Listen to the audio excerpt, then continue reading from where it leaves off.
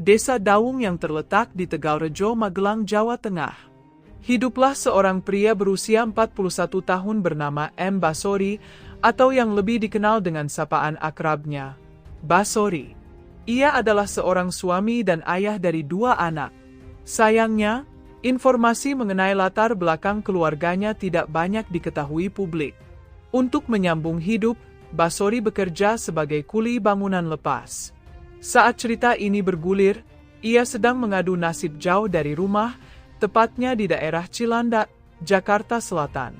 Di sana, ia tinggal di rumah bedeng, hunian sederhana yang biasanya ditempati para pekerja bangunan seperti dirinya. Tinggal jauh dari keluarga kerap kali menjadi ujian berat bagi sebagian besar orang. Rasa rindu, kesepian, hingga keinginan untuk segera pulang seringkali menghantui. Namun, Basori justru berbeda, alih-alih merindukan istri dan anak-anaknya, ia justru menikmati kebebasan ini dengan cara yang cukup mencengangkan. Ternyata, diam-diam Basori adalah seorang playboy. Ia memanfaatkan media sosial, khususnya Facebook, untuk menjaring perhatian para wanita. Bermodalkan rayuan maut dan gombalan yang sudah terasah, Basori seperti pemancing ulung, sekali tebar umpan, banyak yang tergoda. Tak sedikit perempuan yang terpikat tanpa tahu bahwa pria ini sudah beristri dan memiliki 2 anak. Dari sekian banyak target, ada 2 wanita yang diketahui sempat dekat dengannya. Sayangnya identitas wanita pertama tidak diungkapkan oleh media. Namun, wanita kedua diketahui bernama Rianti, seorang perempuan parubaya berusia 48 tahun. Rianti adalah seorang ibu rumah tangga yang sekaligus janda beranak 2, ia tinggal bersama kedua anaknya di perumahan Taman Raya Desa Mangunjaya, Tambun Selatan. Salah satu anaknya diketahui berinisial J, seorang remaja laki-laki yang tinggal serumah dengannya. Meski kehidupan pribadi mereka tidak banyak disorot media, Rianti dikenal sebagai sosok yang sederhana dan menjalani hari-harinya dengan mengurus rumah serta merawat kedua putranya. Namun, menjadi janda tanpa pasangan hidup bukanlah perkara mudah. Hari-hari yang monoton dan rutinitas yang itu-itu saja membuat hidup Rianti terasa membosankan. Di lingkungan tempat tinggalnya, ia dikenal ramah dan supel, sering bertegur sapa dengan tetangga, hadir dalam kegiatan warga dan mudah bergaul. Tapi tetap saja, rasa jenuh itu sulit dihindari. Untuk mengusir kejenuhan, Rianti mulai aktif di media sosial, terutama Facebook. Di dunia maya itulah ia mulai membuka lembaran baru dalam hidupnya, berkenalan dengan banyak orang, berbagi cerita, dan perlahan menikmati kembali perhatian yang sudah lama hilang. Di antara sekian banyak kenalan barunya, ada satu nama yang paling menonjol, Basori. Pria yang awalnya hanya tampak seperti teman biasa, perlahan-lahan berubah menjadi sosok yang istimewa. Dengan tutur kata yang manis dan rayuan yang terlatih, Basori berhasil menarik perhatian Rianti. Ia mengaku masih lajang dan mengelabui Rianti tentang status serta pekerjaannya. Bagi Rianti, perkenalan ini terasa seperti angin segar. Setelah sekian lama hidup menjanda, hatinya kembali bergetar, dan komunikasi mereka pun makin intens. Hari demi hari, hubungan mereka berkembang, dari sekadar obrolan ringan hingga akhirnya menjalin ikatan sebagai sepasang kekasih, meskipun usia mereka sudah tak lagi muda. Layaknya sepasang kekasih pada umumnya, Rianti dan Basori sering menghabiskan waktu bersama. Rianti, yang usianya sudah tidak muda lagi, merasa bersyukur masih ada pria yang mau menerimanya dengan segala kekurangan. Ia percaya bahwa Basori adalah sosok tulus yang benar-benar mencintainya. Namun sayangnya, cinta yang Rianti rasakan hanyalah ilusi. Ia tidak tahu bahwa pria yang kini ia sebut sebagai kekasih sejati itu sebenarnya menyimpan banyak rahasia gelap. Di balik sikap manisnya, Basori adalah pria beristri sekaligus ayah dari 2 anak. Lebih dari itu, ia juga seorang playboy yang terbiasa memikat hati wanita demi kepentingan pribadi. Seiring waktu, kedekatan mereka bukan hanya dibumbui oleh rayuan dan janji manis, tapi juga niat tersembunyi. Basori mulai tertarik pada harta benda yang dimiliki Rianti. Kondisi ekonomi yang pas-pasan, pekerjaan sebagai kuli bangunan yang penghasilannya tak menentu, membuat Basori tergiur. Ia pun menyusun rencana, bukan hanya ingin mencuri hati Rianti, tapi juga ingin menguasai apa yang dimilikinya. Singkat cerita, rencana itu mulai dijalankan. Suatu hari, Basori mengajak Rianti untuk pergi ke kampung halamannya di Magelang dengan alasan ingin mengenalkannya kepada keluarga. Ia berdalih bahwa ini adalah langkah serius dalam hubungan mereka, sebuah awal menuju jenjang pernikahan. Rianti yang sudah begitu percaya dan merasa hubungannya sudah berada di jalur yang benar, menyambut ajakan itu dengan bahagia. Ia sama sekali tidak curiga bahwa di balik niat silaturahmi itu tersimpan niat jahat. Ia tak tahu bahwa Basori sengaja membawanya jauh dari rumah, jauh dari lingkungan yang ia kenal, agar lebih mudah melancarkan aksinya. Yang lebih mencurigakan, Basori bahkan meminta Rianti untuk berdandan cantik dan mengenakan semua perhiasan terbaiknya. Katanya agar tampil menarik saat bertemu keluarga. Rianti pun menurut, tak sedikit pun menaruh curiga, padahal itu adalah bagian penting dari rencana jahat sang kekasih palsu. Hari itu, Rabu, 23 Februari 2022, menjadi awal dari perjalanan yang bagi Rianti terasa seperti langkah menuju babak baru dalam hidupnya. Sesuai rencana, Basori datang menjemputnya siang hari itu di rumahnya, di Tambun Selatan. Kedatangannya disambut oleh putra kedua Rianti, seorang remaja yang baru pertama kali melihat sosok pria yang belakangan ini begitu dekat dengan ibunya.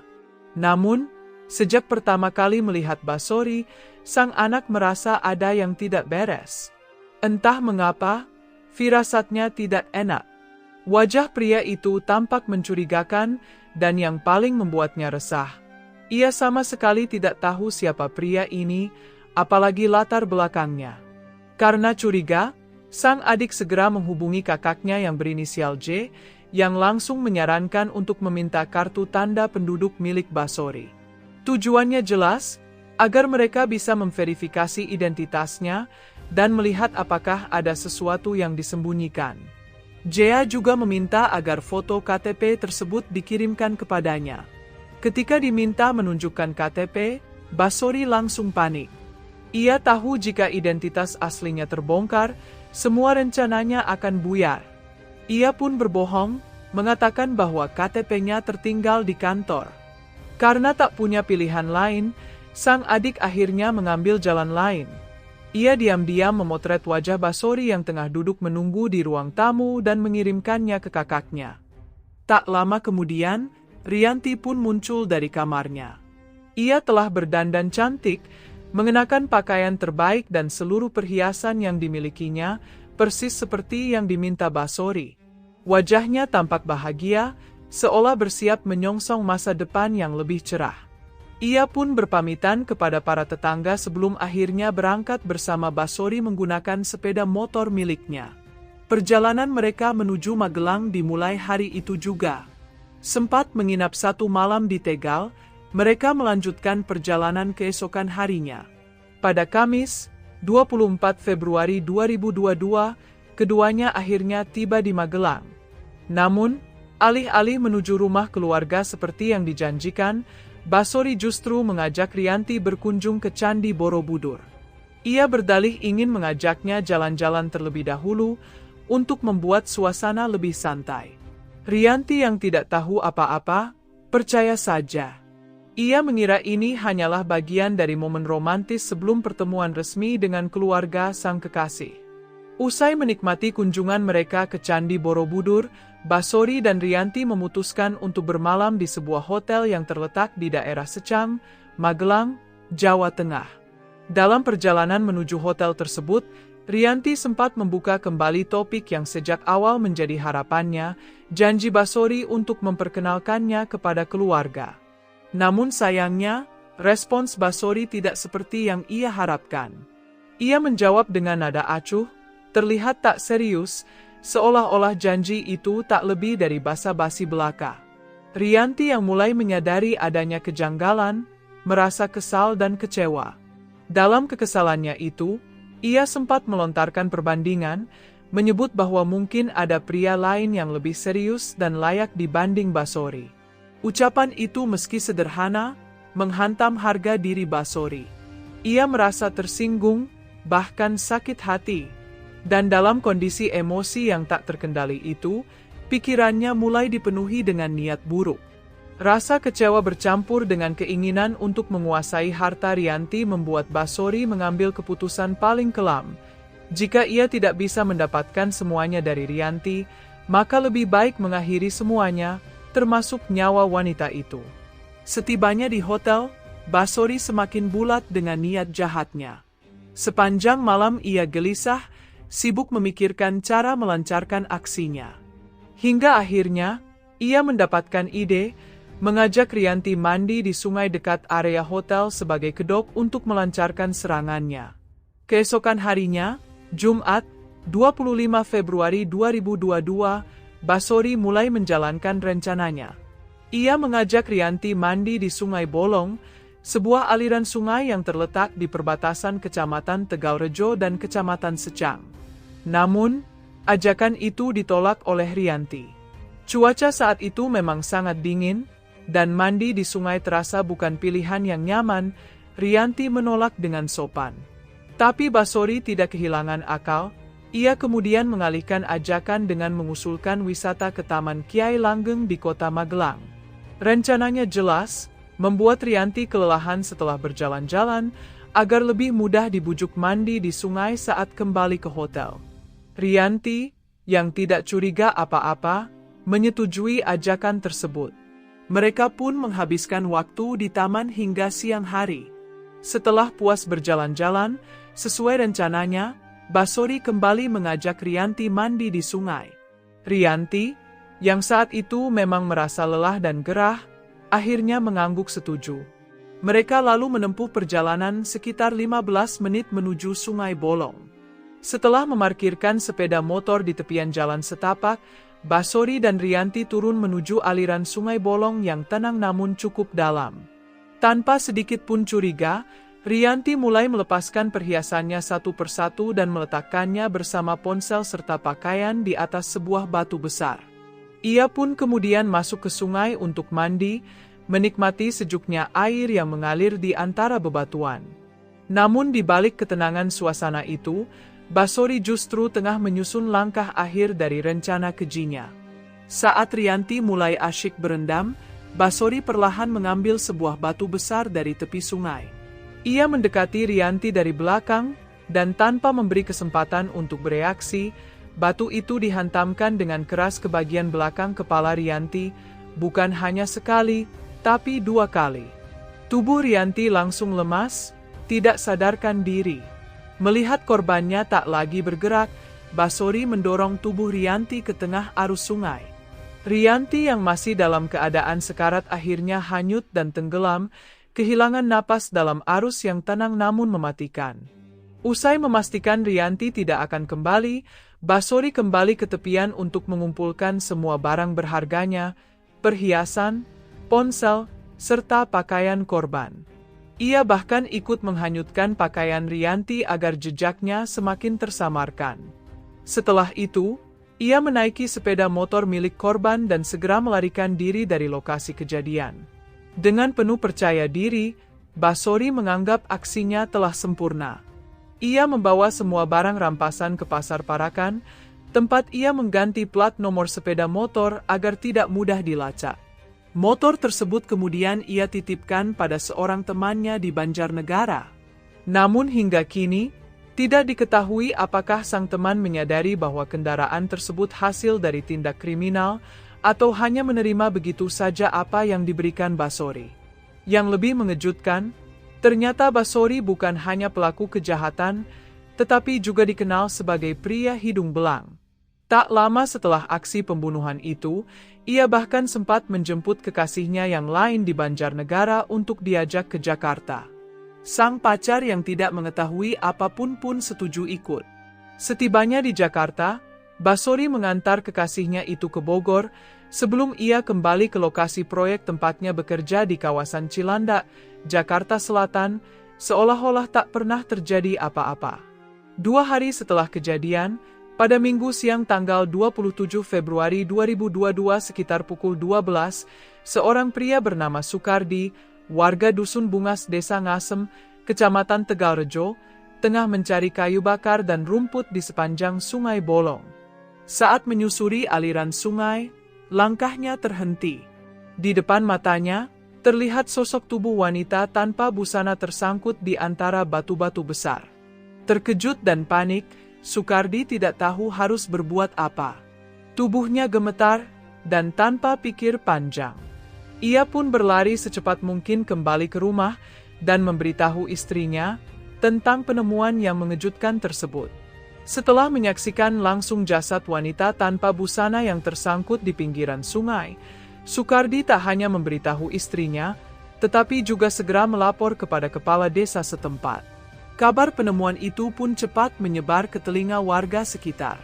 Tanpa menunggu lama, sejumlah warga bersama kepala desa bergegas menuju lokasi untuk memastikan kebenaran informasi tersebut.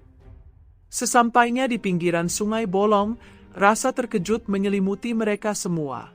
Benar saja, di sana tergeletak jasad seorang wanita dalam kondisi mengenaskan. Tubuhnya telah membengkak, mulai membusuk, dan sulit dikenali. Kepala desa yang menyadari bahwa korban bukanlah warga desanya segera menghubungi pihak kepolisian. Tak berselang lama, aparat dari Polres Magelang tiba di lokasi. Mereka langsung melakukan olah tempat kejadian perkara dan mengevakuasi jasad korban ke Rumah Sakit Umum Daerah Muntilan untuk dilakukan autopsi dan visum. Hasil pemeriksaan medis menunjukkan adanya luka serius di bagian kepala akibat hantaman benda tumpul, serta luka robek yang dalam. Luka-luka inilah yang menjadi penyebab kematian korban. Pihak kepolisian kemudian melakukan pemeriksaan sidik jari untuk mengidentifikasi jasad tersebut. Dari hasil tersebut, terungkap bahwa korban adalah seorang perempuan bernama Rianti, warga Kecamatan Tambun Selatan, Kabupaten Bekasi. Berita tragis ini segera dikabarkan kepada keluarga korban. Dua anak Rianti yang menerima informasi itu sontak diliputi kesedihan yang mendalam. Mereka menangis tak terkendali, merasa sulit percaya bahwa ibu mereka menjadi korban kekerasan hingga kehilangan nyawa. Meski masih berharap informasi itu keliru, mereka sadar bahwa sudah 2 hari terakhir tidak mendapat kabar apapun dari sang ibu. Dalam kondisi harap-harap cemas, keduanya mendatangi rumah sakit untuk memastikan kebenaran kabar tersebut. Namun, harapan itu harus runtuh seketika. Saat melihat langsung jasad yang ditemukan, mereka tak bisa menyangkal lagi, itu memang ibu mereka. Dunia seolah runtuh di hadapan mereka. Sosok wanita yang mereka cintai, yang hanya pamit untuk bepergian bersama kekasihnya, kini telah tiada dalam kondisi yang mengenaskan. Setelah proses autopsi selesai dilakukan, jasad Rianti akhirnya dipulangkan ke rumah duka. Suasana haru menyelimuti prosesi pemakaman. Isak tangis keluarga, terutama kedua anaknya, pecah tanpa bisa dibendung. Sang ibu yang semula pamit untuk bepergian kini kembali dalam kondisi tak bernyawa. Sementara keluarga berduka, pihak kepolisian terus bergerak cepat untuk mengungkap siapa pelaku di balik kejadian tragis ini. Petunjuk awal diperoleh dari putra kedua Rianti, yang sempat memotret pria terakhir yang bersama ibunya, seorang pria bernama Basori. Foto tersebut kemudian diserahkan kepada polisi sebagai bahan penyelidikan. Keterangan itu diperkuat oleh kesaksian sejumlah tetangga yang juga melihat Rianti pergi bersama pria yang sama. Anehnya, sejak hari Rianti ditemukan meninggal, pria tersebut menghilang tanpa jejak. Selain itu, barang-barang pribadi milik Rianti seperti telepon genggam, perhiasan, dan sepeda motor juga ikut raib. Mengantongi nama dan foto pelaku, polisi langsung menelusuri keberadaan Basori. Hasil pencarian membawa mereka ke sebuah proyek bangunan di kawasan Cilandak, Jakarta Selatan, tempat Basori bekerja sebagai kuli bangunan. Tanpa banyak hambatan, Basori berhasil diringkus di lokasi. Penangkapan ini diperkuat oleh temuan barang-barang milik Rianti yang masih berada dalam penguasaan Basori. Tak hanya itu, Polisi juga menemukan sepatu yang dikenakan Basori saat ia menjemput Rianti pada tanggal 23 Februari 2022, sepatu yang terekam dalam foto yang diambil oleh anak korban. Basori lalu digelandang ke kantor polisi bersama seluruh barang bukti. Dalam pemeriksaan, ia akhirnya mengakui perbuatannya. Basori mengaku bahwa dirinya lah pelaku di balik pembunuhan keji tersebut. Motifnya berawal dari sakit hati. Ia mengaku merasa tersinggung ketika Rianti mendesaknya untuk menikah siri dan membandingkannya dengan pria lain. Dalam kondisi emosi yang tidak terkendali, amarah Basori berubah menjadi niat jahat yang berujung pada tindakan brutal, menghabisi nyawa Rianti dan mengambil semua harta bendanya. Namun, pernyataan Basori soal motif awal pembunuhan langsung dibantah oleh kedua putra Rianti. Mereka menyampaikan bahwa sang ibu pergi bersama Basori dengan mengenakan seluruh perhiasan miliknya dan menggunakan sepeda motor pribadinya. Hal ini sangat tidak masuk akal jika dikatakan bahwa Riantilah yang memaksa Basori untuk menikah siri. Justru yang terlihat, menurut mereka, Basorilah yang sejak awal berusaha mendekati ibu mereka dan menunjukkan niat serius, hingga akhirnya berhasil meyakinkan Rianti. Setelah didesak lebih lanjut dalam pemeriksaan, Basori akhirnya mengakui bahwa motif utamanya bukan karena sakit hati semata, melainkan karena ingin menguasai harta benda milik Rianti. Atas perbuatannya yang keji dan telah direncanakan, Basori resmi dijerat dengan pasal 340 KUHP tentang pembunuhan berencana, pasal 338 KUHP tentang pembunuhan, serta pasal 365 ayat 3 KUHP tentang pencurian dengan kekerasan yang mengakibatkan korban meninggal dunia. Hukuman maksimal yang mengintainya, pidana mati. Di sisi lain, keluarga Rianti, terutama kedua putranya, diliputi penyesalan yang mendalam. Mereka menyayangkan keputusan membiarkan sang ibu pergi dengan pria asing yang mereka belum kenal sepenuhnya. Dalam hati mereka bertanya-tanya, andai saja kami lebih tegas saat itu, mungkin ibu masih hidup hari ini. Namun, penyesalan itu datang terlambat. Semua sudah menjadi kenyataan yang pahit. Sementara itu, kabar penangkapan Basori juga sampai ke telinga istrinya yang sah, berinisial MD. Ia sangat terpukul, sulit baginya menerima kenyataan bahwa suami yang selama ini ia kenal ternyata sanggup melakukan pembunuhan sedemikian sadis. MD merasa malu dan hancur, apalagi kedua anaknya kini takut ke sekolah karena khawatir menjadi bahan ejekan. Meski hatinya remuk, MD tetap mencoba tegar. Ia menyatakan, sebagai seorang muslimah, ia telah memaafkan perbuatan suaminya.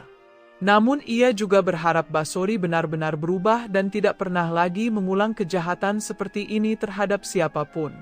Demikian kisah tragis Rianti, seorang ibu yang tewas secara keji oleh pria yang awalnya ia percaya. Semoga dari peristiwa ini kita semua dapat memetik hikmah, bahwa kepercayaan tidak bisa diberikan sembarangan, dan kehati-hatian adalah benteng terakhir dari penyesalan. Terima kasih telah menonton sampai akhir, sekian dulu ceritaku kali ini, dan sampai jumpa di ceritaku selanjutnya.